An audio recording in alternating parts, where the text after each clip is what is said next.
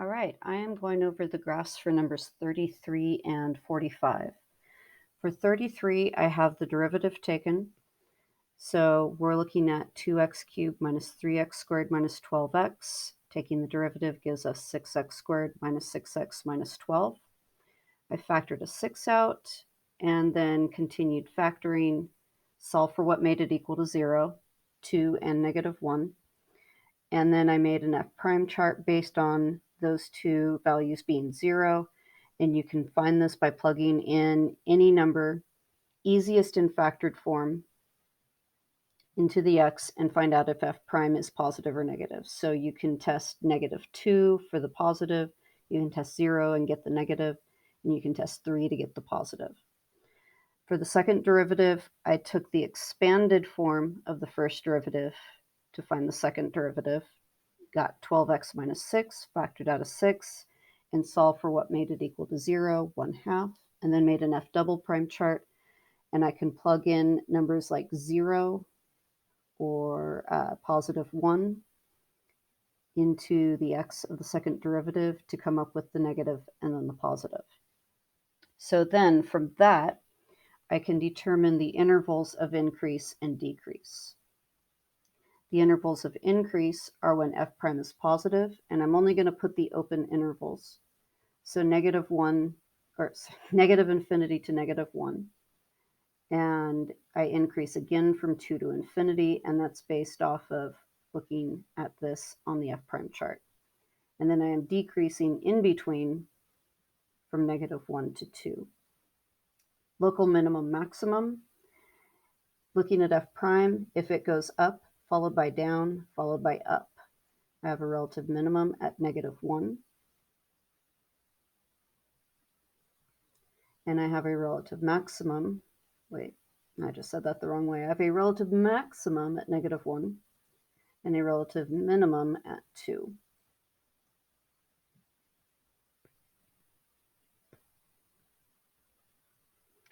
But I have to find those y-coordinates. To find those y-coordinates, I have to go to the original function and plug it in. So I'm going to take that original function and factor it a little bit to ease the plugging in. So I'm going to factor a 2. Well, do I want to factor a 2? Probably not, but I can at least factor an x out, make my life a touch easier. And then I have 2x squared minus 3x minus 12, and see how that goes. So plugging in x equals -1, I've got -1 times 2 plus 3 minus 12, giving me 7. For the relative minimum, I'm plugging in x equals 2. So I'm getting 2 times 8 minus 6 minus 12. So I've got -18 positive, -18 plus 8, -10, times 2, -20. Then, for concavity, I look at second derivative. I am negative, my second derivative is negative before 1/2, so I'm concave down from negative infinity to 1/2, and I am concave up after 1/2, because I found my second derivative was positive. I have a point of inflection at 1/2 because I have a change in sign on my concavity. But to find the y-coordinate, I've got to take that lovely fraction and plug it in to the function.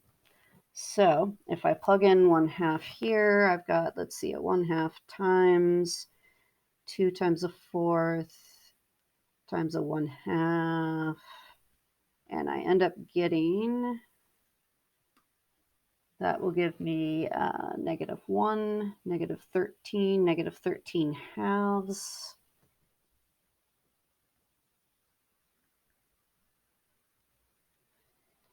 And then we are using that information to sketch the graph of this polynomial. But keep in mind all the pre-calculus stuff that you know about this function. If it's a third degree polynomial with a positive leading coefficient, then you know that the graph goes up on the right, down on the left.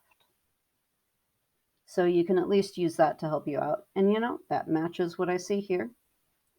And the concave down and concave up also matches what I see here. But I've got exact points for relative maximum, minimum, and point of inflection. So plotting these points, I'm going to make that a little bit bigger to go for point plotting. -1, 7, I have a relative maximum. To -20, I have a relative minimum. And then it was 1/2, +1/2, and -13 halves. 1/2, and then negative, that'll be -6.5. And there we go. This is going to be a steep little graph to plot.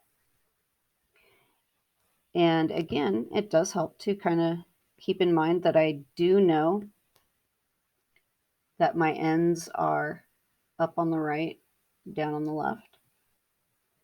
And I'm going to attempt to draw a concave up.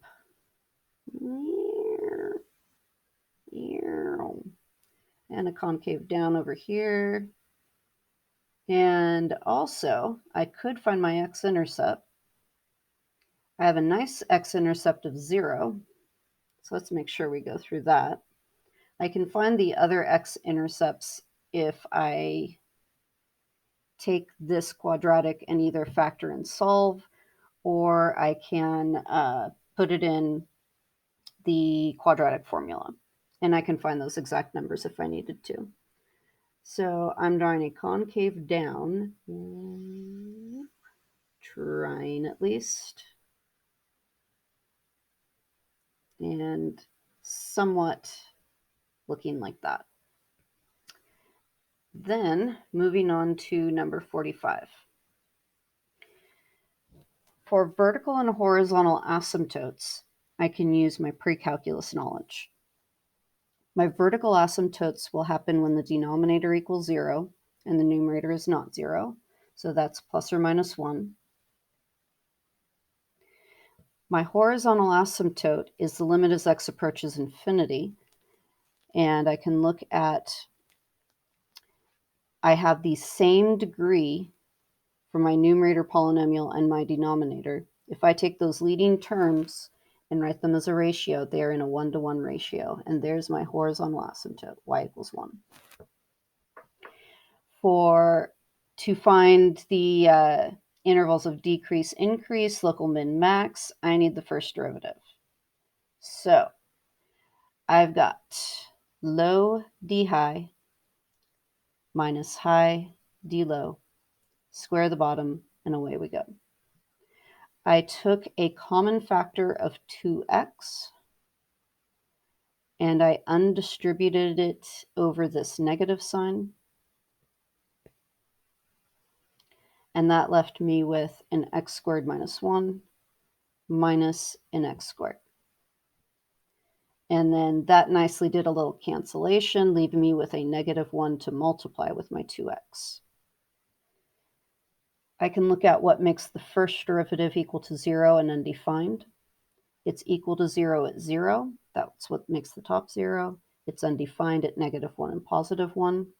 And then I can save a little bit of time if I realize that due to the denominator being squared, the denominator is positive at all times that the denominator is not equal to 0. And that means it's all based on -2x. And -2x is negative if x is positive, and positive if x is negative. For the second derivative, I then go through a lovely low d high minus high d low. When I d low, I have to do chain rule. I have blah squared, derivative is 2 blah, and give mommy her baby, multiply by derivative of baby. Now, in something this awful, I am looking over the subtraction sign for common factors. I see that I can at least distribute out a 2. So I'm going to take this 2 and I'll take this too.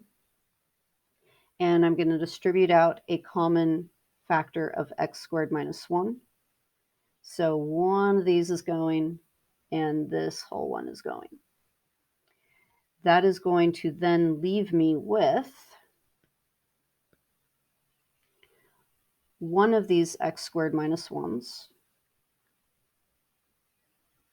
times a negative 1.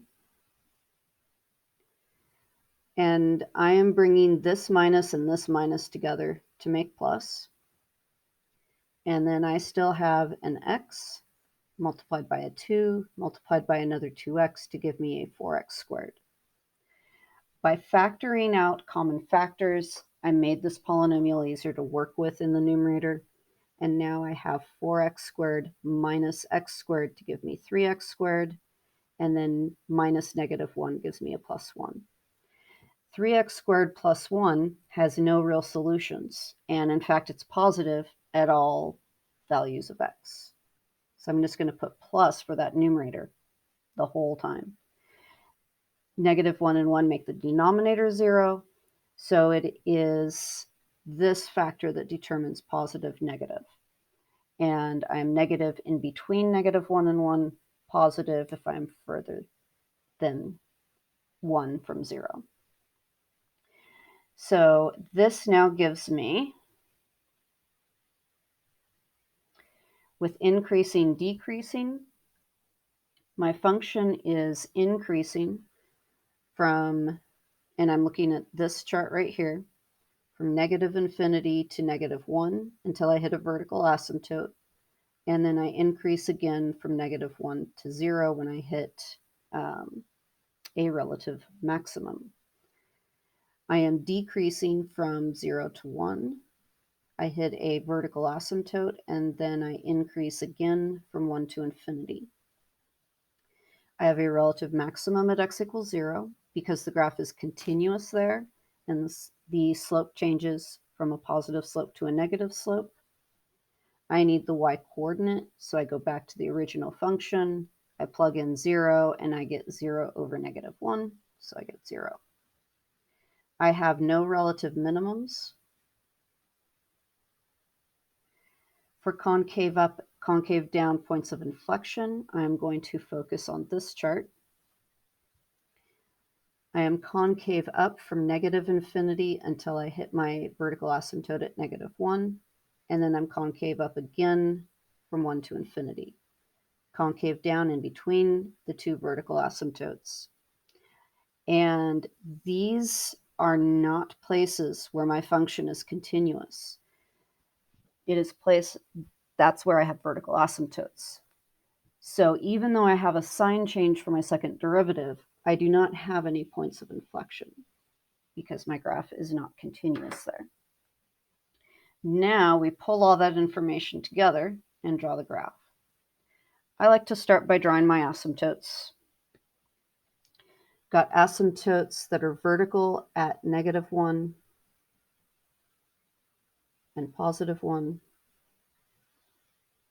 And I have a horizontal asymptote at 1.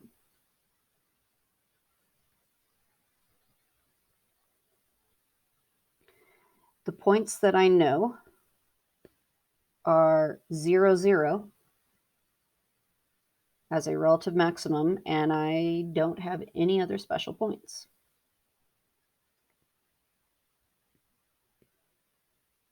As I go to draw the graph, I realize that I am concave up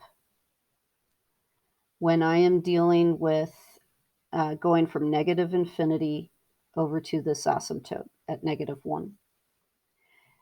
At the same time, I am increasing with a positive slope.